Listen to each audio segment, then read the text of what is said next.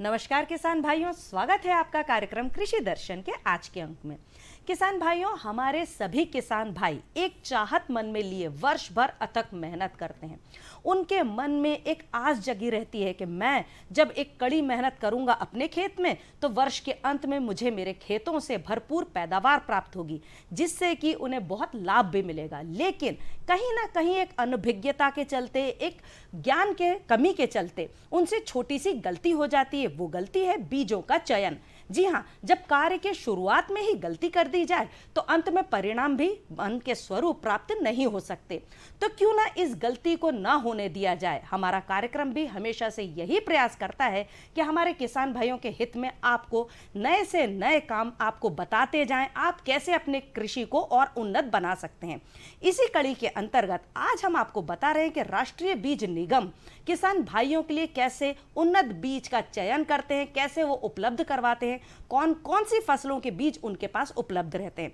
इस विषय को लेकर आज हमारे स्टूडियो में उपस्थित हैं हमारे साथ एक विशेष अतिथि जो कि हैं श्री गुलबीर सिंह पवार, क्षेत्रीय प्रबंधक, राष्ट्रीय बीज निगम लिमिटेड, मध्य प्रदेश और छत्तीसगढ़ से। नमस्कार सर। नमस्कार। बहुत बहुत स्वागत है आपका। जी, सभी किसान भाइयों को भी नमस्कार। जी, सबसे पहले तो सर आप हमारे किसान भाइयों को ये बताइए कि जो राष्ट्रीय बीज निगम एनएससी है, ये जो अब आने वाली खरीफ की फसल है, इसके लिए कौन कौन सी फसलों के बीज उपलब्ध हैं आपके पास? जी, किसान भाइयों, अभी खरीफ सीजन में एनएससी के पास सबसे पहले सोयाबीन प्रमाणित बीज, जिसमें से जो विभिन्न प्रचलित किस्में हैं, JS 2029, 2069, उसके अलावा 9560, 9305, इसके अलावा जो भी नई नई किस्में रिलीज हुई है उनका बीज उपलब्ध है।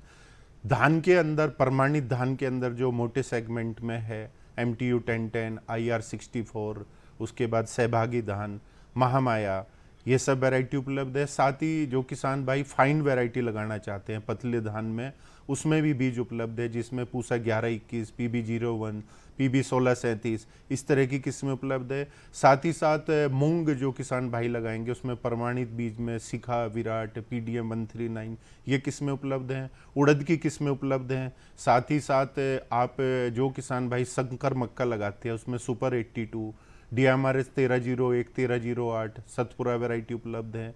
संकर धान में हाइब्रिड गंगा, हाइब्रिड नर्मदा हमारे पास उपलब्ध है। साथ ही संकर ज्वार कुछ किसान भाई लगाते हैं, उसमें उपलब्ध है हमारे पास।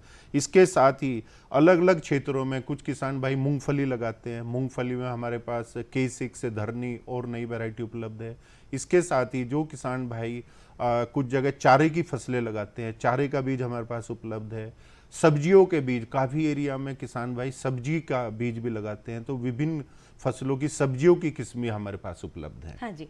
सर, अगर हमारे किसान भाई ये जानना चाहें कि ये जो आप बीज उपलब्ध करवा रहे हैं उन्हें वो कहाँ से और कैसे प्राप्त होंगे? जी, किसान भाई, राष्ट्रीय बीज निगम बेसिकली जो बीज उपलब्ध कराते हैं उसके 4 मॉडल हैं। हाँ जी। सबसे पहले जो अपनी राज्य सरकार या केंद्र सरकार की योजनाएं रहती हैं, उन योजनाओं के अंदर एनएससी के ऊपर प्राइम रेस्पॉन्सिबिलिटी है कि अच्छा उच्च गुणवत्ता वाला बीज सभी योजनाओं में उपलब्ध कराए।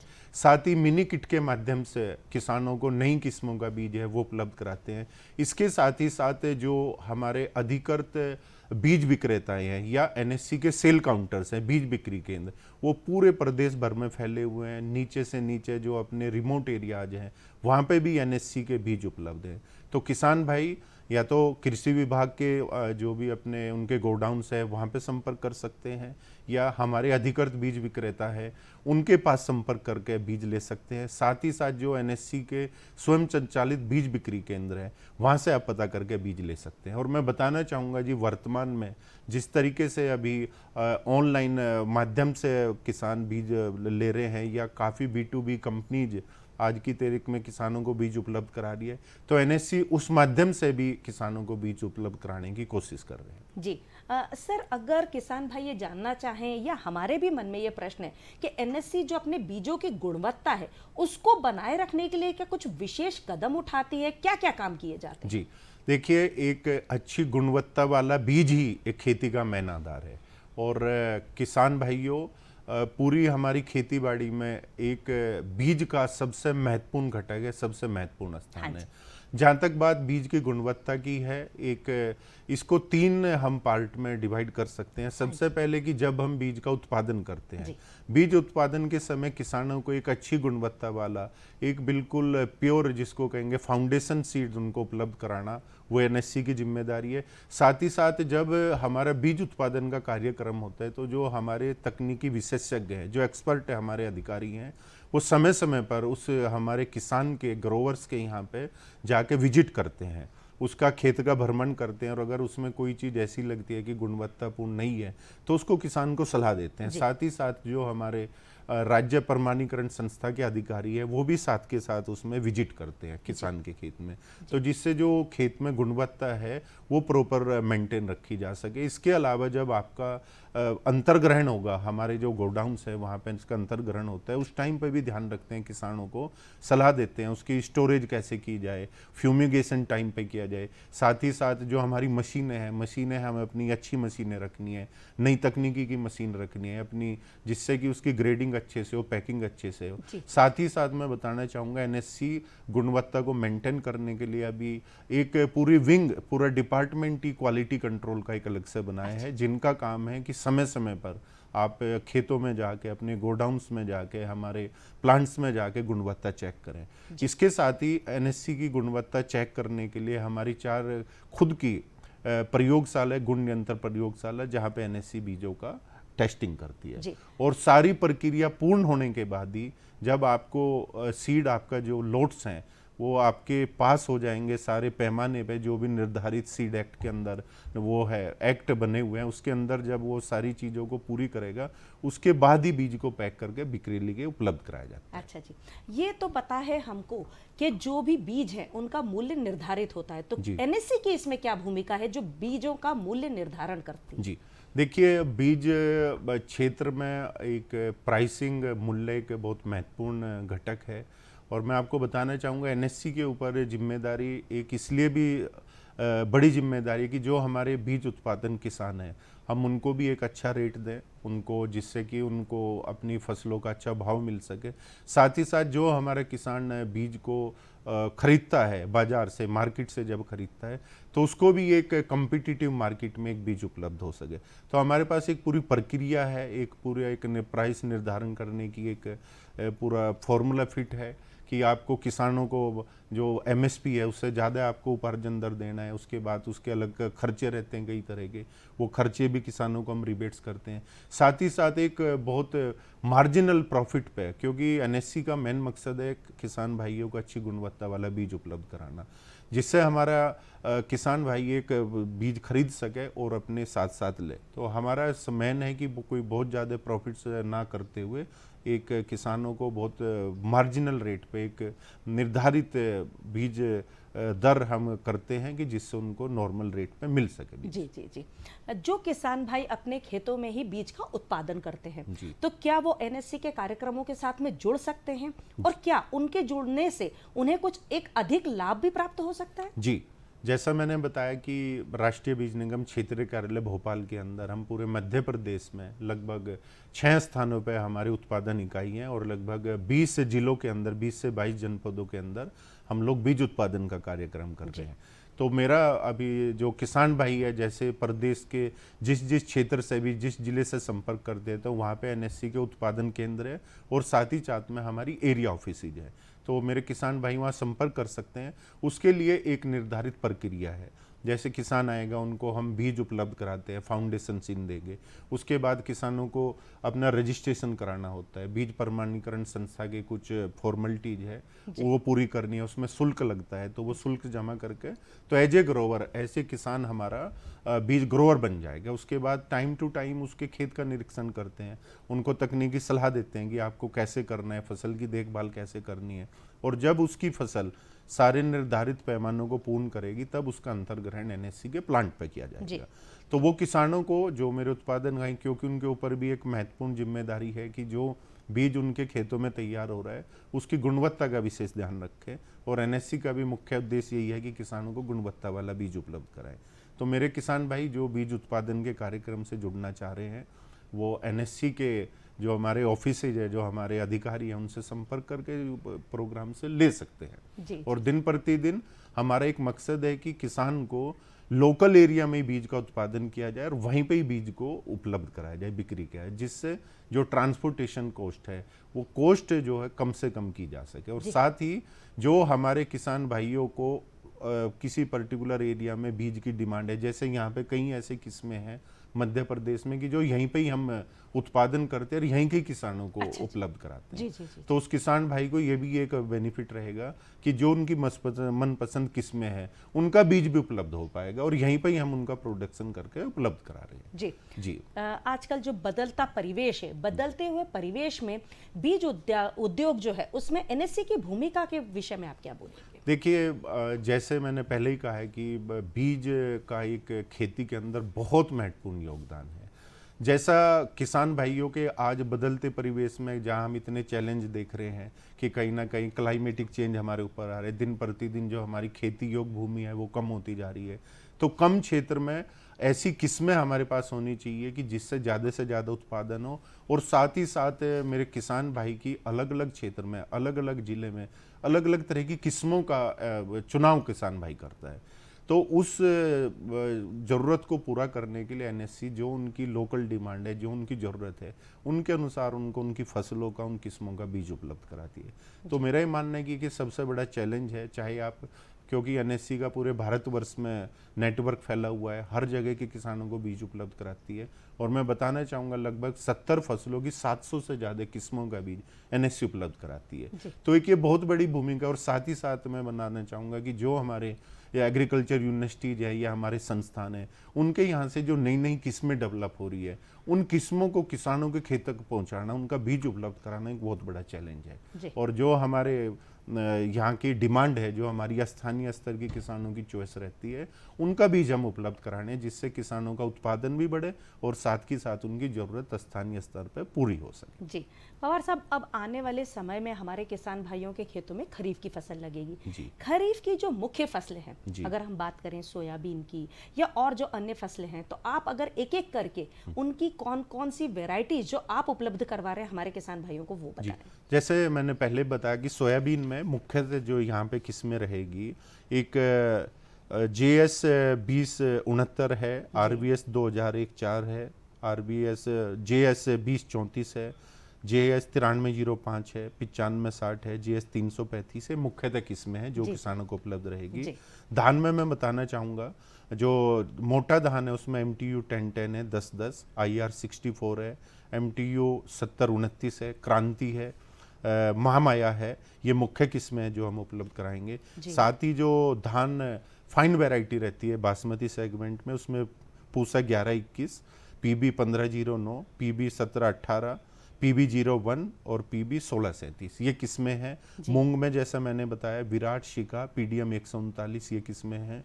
उड़द में प्रताप उड़द 1, PU 31, T9, इंदिरा उड़द 1, ये किस्में हैं। इसके अलावा शंकर मक्का में जैसे मैंने बताया सुपर 82 करके हाइब्रिड किस्में, DMRS 1301, 1308 सतपुड़ा के नाम से, ये किस्में उपलब्ध हैं। इसके साथ ही अगर आप ज्वार की बात करेंगे, CSV 27 के उपलब्ध है, UPMC 501 उपलब्ध है, CSV 33 उपलब्ध है। साथ ही कुछ किसान भाई ये मूंगफली भी लगाते हैं हमारे एरिया में, उसमें धरनी किस्म उपलब्ध है, K6 है, TAG 27 ही करके उपलब्ध है। बाजरा उपलब्ध है, शंकर बाजरा, उसमें वरदान के नाम से किस्म है, वो हमारे पास उपलब्ध है। इसके अलावा चारे वाली फसलों में किसान भाइयों अफ्रीकन टाल, मक्का अफ्रीकन टाल वो उपलब्ध है। फोडर बाजरा, चारे वाला बाजरा है, BC 16 वो उपलब्ध है।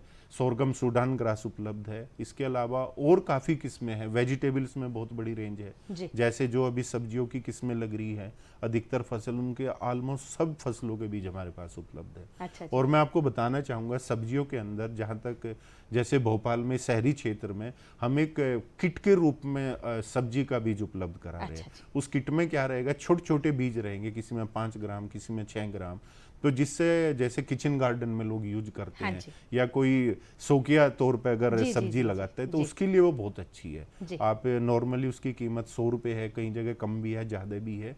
तो किसान भाई वो सब्जी की किट के बीज हमारे बहुत प्रचलित हो रहे हैं किसान भाइयों के बीच में। ये तो आपने बहुत ही लाभप्रद जी। बात बताई। इससे हमारे जो शौकीन किसान भाई हैं, जो एक छोटा सा अपने खुद जी, के जी। घर के बाहर किचन गार्डन करें, या जो गृहिणियां हैं जी। वो अपने घर के बाहर अगर किचन गार्डन लगाना चाहती हैं तो जी, उनके लिए बहुत जी, ही जी। फायदेमंद है। जी। किसान भाइयों, अब हम रुकते हैं एक छोटे से ब्रेक के लिए। हम हाजिर होंगे जल्दी ही, आप कहीं मत जाइएगा।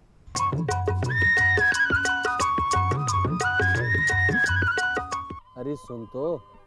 मुझे क्या सुनाना चाहते हो? जो सुनाओ मेरी सौतन को। किसको? अरे वही तुम्हारा मोबाइल फोन जिससे सुबह शाम दिन रात चिपके रहते थे और कहते थे किसान कॉल सेंटर से बातें हो रही हैं। अच्छा ये बात है। हाँ, क्यों? क्या हुआ? अब बात नहीं होती क्या? अब तो झट से बात हो जाती है। संबंधी समस्याओं का अपनी भाषा में तुरंत हल पाने के लिए पूरे भारत में किसी भी फोन से हेल्पलाइन नंबर पर संपर्क करें। किसानों का दोस्त किसान कॉल सेंटर।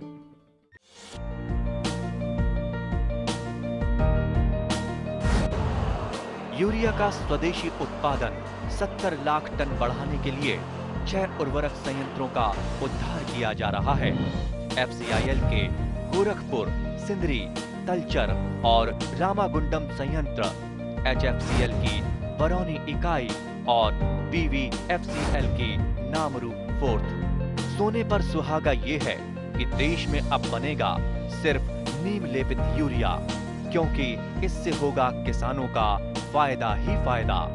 अनाज का उत्पादन 10% तक बढ़ेगा। बढ़ेगी 10 से 15% नाइट्रोजन क्षमता।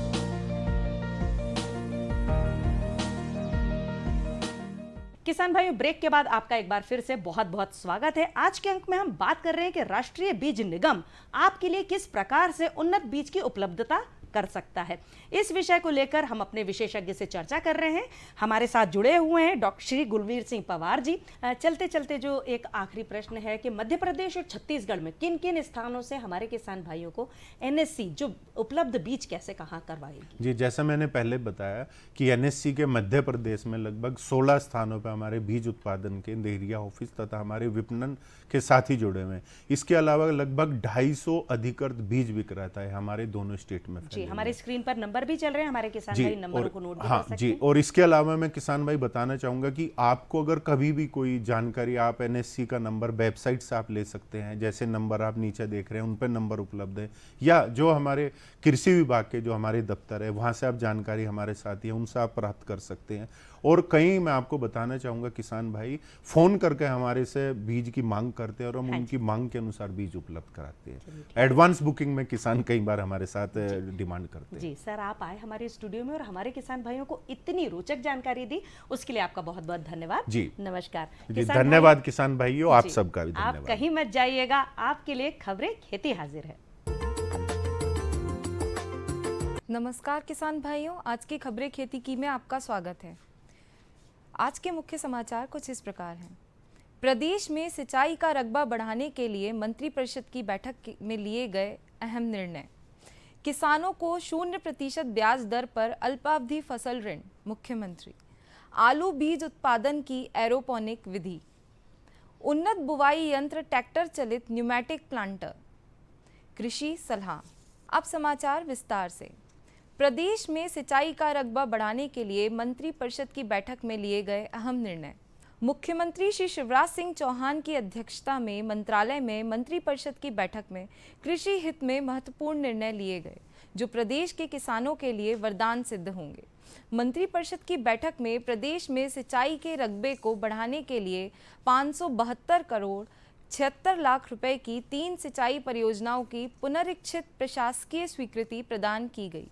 इसमें सोनपुर मध्यम सिंचाई परियोजना सिंचाई क्षमता 7000 हेक्टेयर सिंचित क्षेत्र के लिए लागत राशि 181 करोड़ 80 लाख रुपए एवं भाम राजगढ़ माध्यम सिंचाई परियोजना सिंचाई क्षमता 7900 हेक्टेयर रबी के लिए लागत राशि 301 करोड़ 41 लाख रुपए और सूरजपुरा मध्यम सिंचाई परियोजना लागत राशि 79 करोड़ 55 लाख रुपए, वार्षिक सिंचाई क्षमता 4205 हेक्टेयर की पुनरीक्षित प्रशासकीय स्वीकृति दी गई है। किसानों को 0% ब्याज दर पर अल्पावधि फसल ऋण, मुख्यमंत्री।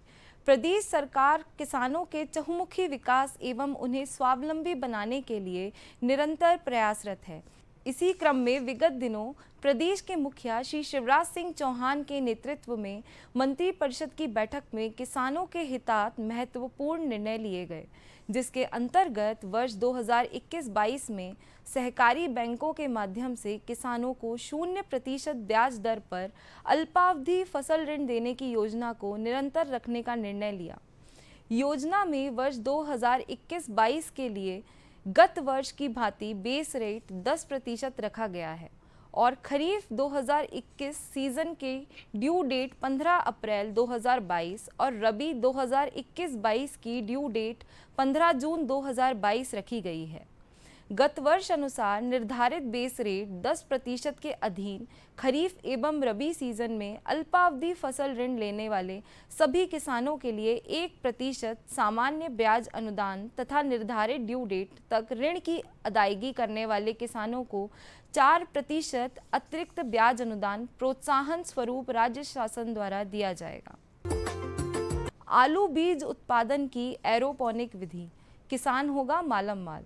केंद्रीय कृषि एवं किसान कल्याण मंत्री श्री नरेंद्र सिंह तोमर के मुख्य आतिथ्य एवं मध्य प्रदेश के उद्यानिकी खाद्य प्रसंस्करण राज्य मंत्री श्री भरत सिंह कुशवाहा के विशेष आतिथ्य में विषाणु रोग रहित आलू बीज उत्पादन के लिए एरोपोनिक विधि का भारतीय कृषि अनुसंधान परिषद और मध्य प्रदेश सरकार के साथ विगत बुधवार को दिल्ली में अनुबंध हुआ। अनुबंध के अनुसार ग्वालियर में प्रदेश की पहली एरोपोनिक तकनीक आधारित लैब स्थापित होगी। भारतीय कृषि अनुसंधान परिषद में कृषि आलू अनुसंधान संस्थान शिमला ने हवा में आलू के बीज उत्पादन की यह अनोखी तकनीक विकसित की है। केंद्रीय कृषि मंत्री श्री तोमर ने कहा कि किसानों को फसलों में प्रमाणित बीज समय पर उपलब्ध कराने के लिए केंद्र सरकार पूरी तरह प्रतिबद्ध है। इसी कड़ी में ICAR के संस्थानों द्वारा अपने अपने क्षेत्र में नई तकनीकों का विकास किया जा रहा है।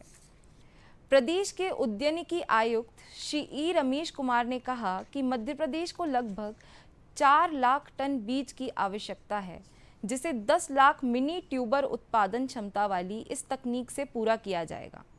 ग्वालियर में एक जिला एक उत्पाद में आलू फसल का चयन किया गया है।